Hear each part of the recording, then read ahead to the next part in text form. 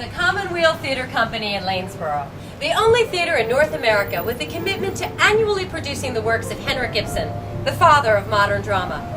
Since 1998, we've opened each of our seasons with a production of Henrik Ibsen's, and we celebrate that with the Ibsen Festival, a weekend of events celebrating Scandinavian theatre, visual art, music, and dance. This year's production, Henrik Ibsen's rarely produced John Gabriel Borkman. Let's take a look.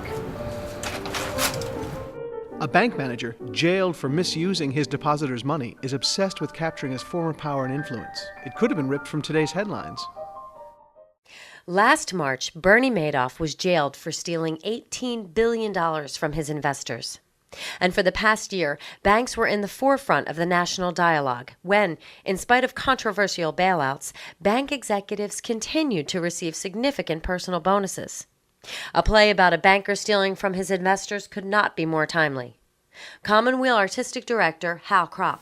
Well, at this point in Ibsen's career, he's much less interested in big social problems and social issues.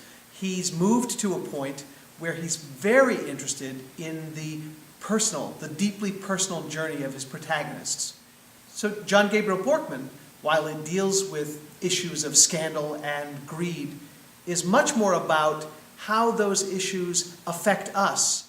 What's really interesting in Ibsen's later plays is how he returns to the kind of touchstones of his own life. John Gabriel Borkman's problems, his crimes, as it were, and his resulting loss of power and loss of status mirrors in a very remarkable way Ibsen's own father's journey through life.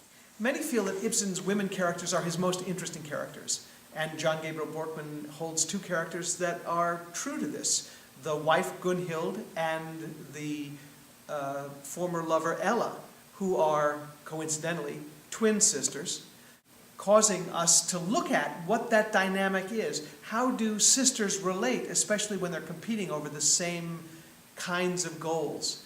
Both of them loved Borkman when they were young. One ended up marrying him, the other ended up being estranged.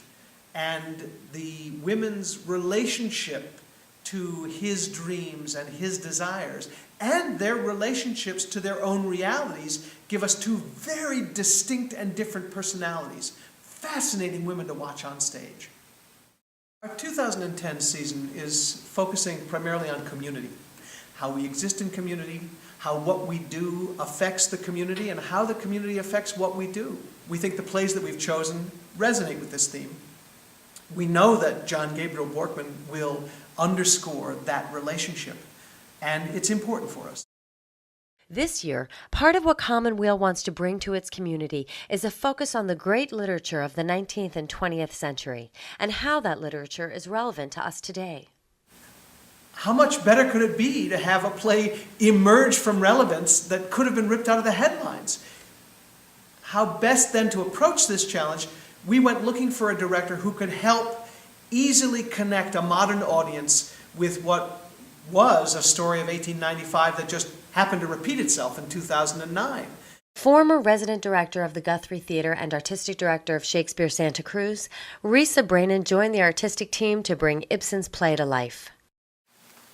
So when Hal approached me to direct John Gabriel Borkman, I said, well, the first thing we have to do is really look at the translations, and there are a number of translations out there. And as I was reading them, I thought, you know, they're good, but they're a little bit British. They're a little bit dense language-wise, and they don't feel really contemporary to the American ear. And so I said to Hal, well, you know, would you consider commissioning a translation? Minneapolis playwright Jeffrey Hatcher. It's not so much a question of what country, I think, or what language, but rather if you have an affinity for the kind of play. But no one had ever asked about Ibsen, and Borkman seemed a very good way in because it's not one of those plays that pops up every year on the schedule, like Doll's House or Hedda Gabler. The primary goal of any adaptation really is to make what might otherwise be stiff or formal seem comfortable, speakable.